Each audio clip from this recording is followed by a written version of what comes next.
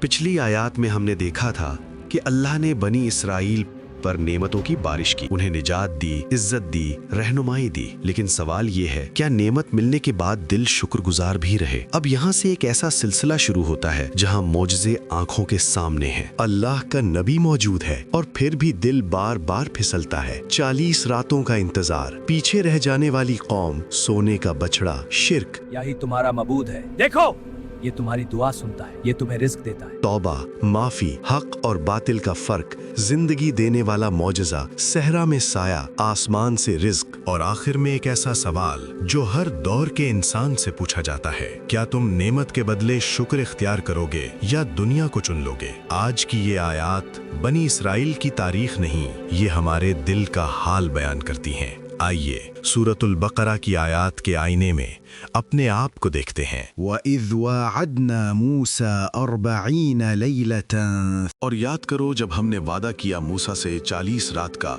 यही तुम्हारा मबूद है, और उसी की आगे इबादत करो। ثم اتخذتم العجل من بعده وأنتم ظالمون, फिर तुमने बना लिया बछड़े को माबूद इसके बाद, और तुम जालिम थे।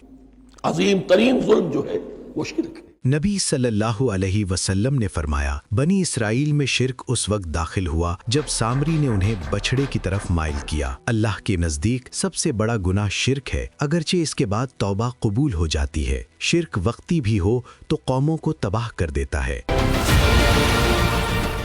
ثم عفونا عنكم من بعد ذلك لعلكم تشكرون, फिर हमने तुम्हें इसके बाद भी माफ किया ताकि तुम शुक्र करो। वइज़ आतैना मूसल किताब वल फुरक़ान लअल्लकुम तहतदून, और याद करो जबकि हमने मूसा को किताब और फुरकान अता फरमाई ताकि तुम हिदायत पाओ। शरीयत भी दी, किताब भी दी, और फुरकान भी दिया।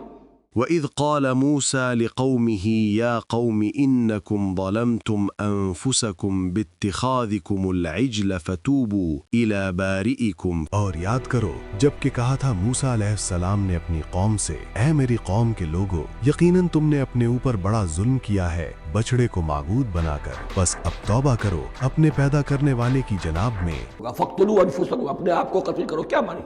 ये कत्ल मुर्तद की सजा है। इसी एतबार से मैंने आपको बताया था कि तौरात का मुताला इस एतबार से मुफीद है कि बहुत से वाक़यात का कुरान में जिक्र है, इजमालन इशारा है, उसकी तफसील के लिए हमें तौरात से रुजू करना पड़ता है। मालूम होता है कि हजरत मूसा ने ये हुक्म दिया। 12 कबीले थे, हर कबीले में से कुछ लोगों ने ये कुफ्र शिर्क किया, बाकी लोगों ने नहीं किया। उन्हें हुक्म दिया गया कि अपने कबीले के लोग इनको कत्ल करेंगे। उनके कबीले में से इस कुफ्र के मुर्तकिब हुए। अनफुसकुम से मुराद ये अपने कबीले के लोगों को तुम कत्ल करो, इसलिए 70,000 यहूदी कत्ल हुए। इससे बड़ी तौबा और मुमकिन नहीं। ज़ालिकुम खैरुल लकुम इंद बारिइकुम फताब अलैकुम इन्नहु हुवत तव्वाबुर रहीम, तो कत्ल करो अपने आप को, यही तुम्हारे लिए तुम्हारे रब के नजदीक बेहतर बात है। तो अल्लाह ने तुम्हारी तौबा कबूल कर ली, यकीनन वो तो है ही तौबा का बहुत कबूल फरमाने वाला, बहुत रहम फरमाने वाला। वइज़ क़ुल्तुम या मूसा लन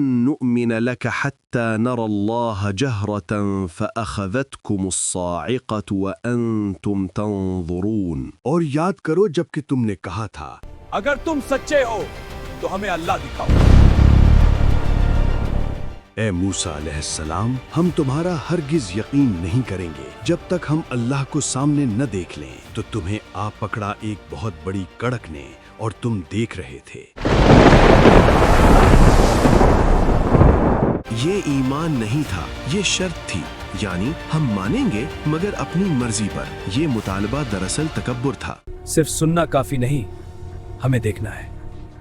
नबी मौजूद, मौजज़ात मौजूद, किताब नाजिल हो रही, फिर भी कहना, यही जसारत थी जिस पर अचानक अजाब आया। सुम्मा बअस्नाकुम मिन बअदि मौतिकुम लअल्लकुम तशकुरून, फिर हमने तुम्हें दोबारा उठाया तुम्हारी मौत के बाद ताकि तुम इस एहसान पर हमारा शुक्र करो। वज़ल्ललना अलैकुमुल गमाम व अंज़लना अलैकुमुल मन्न वस्सलवा, मन ऐसे उतरता था रात के वक्त कि जैसे शबनम के कतरे होते हैं, लेकिन वो होता था किसी ऐसी चीज का जिसमें शीरीनी थी, और फिर वो जमीन पर आकर जमकर वो एक गोया के दाना बन जाते थे। ये उनका अनाज हो गया।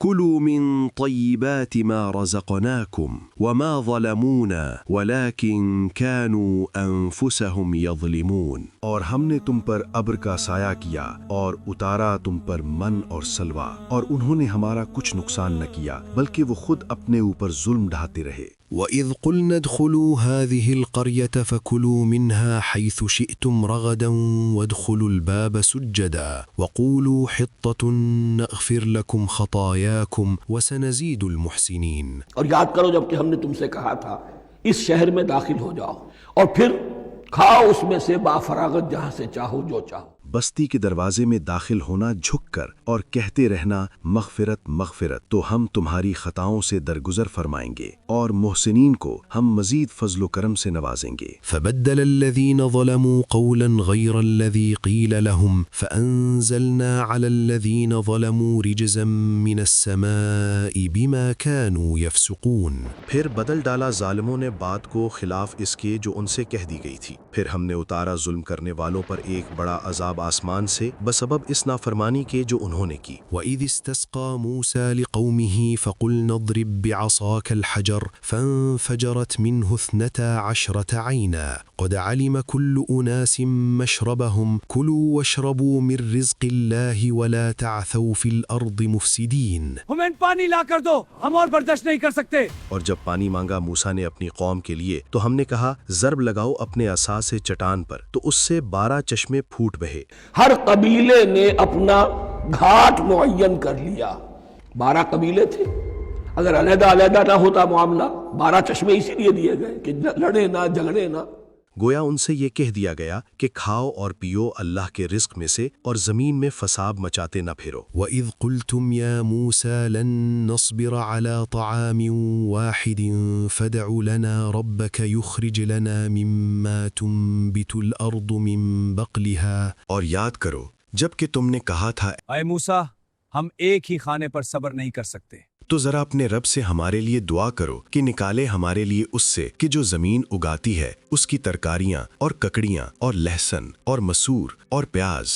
حضرت موسیٰ علیہ السلام نے فرمایا کیا تم وہ شے لینا چاہتے ہو جو کمتر ہے اس کے بدلے میں جو بہتر ہے؟ اترو کسی شہر میں تو تم کو مل جائے گا جو کچھ تم مانگتے ہو. اور ان پر ذلت و خواری اور محتاجی اور کم ہمتی تھوپ دی گئی. ضربت علیہم الذلۃ والمسکنہ وباءوا بغضب من اللہ.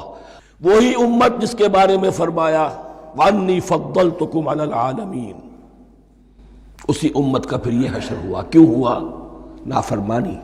اور وہ اللہ کا غضب لے کر لوٹے. یہ اس لیے ہوا کہ وہ اللہ کی آیات کا انکار کرتے رہے اور اللہ کے نبیوں کو ناحق قتل کرتے رہے. اور یہ اس لیے ہوا کہ وہ نافرمان تھے اور حد سے تجاوز کرتے تھے. یہاں آ کر قصہ ختم نہیں ہوتا بلکہ ایک اور چونکا دینے والا موڑ آنے والا ہے. اگلی آیات میں ہم دیکھیں گے کہ جب دل عادتاً سوال کرنے لگے اور ایمان مطالبہ بن جائے. اگر آپ سمجھنا چاہتے ہیں کہ ایمان حد سے آگے بڑھے تو کیا بن جاتا ہے اور اللہ کس طرح ڈرا کر بھی رحمت دکھاتا ہے، تو اگلی آیات آپ مس نہیں کر سکتے، کیونکہ اگلی آیات صرف سننے کے لیے نہیں بلکہ جاگنے کے لیے ہیں. ملتے ہیں اگلے حصے میں سورۃ البقرہ کی اگلی آیات کے ساتھ. سبسکرائب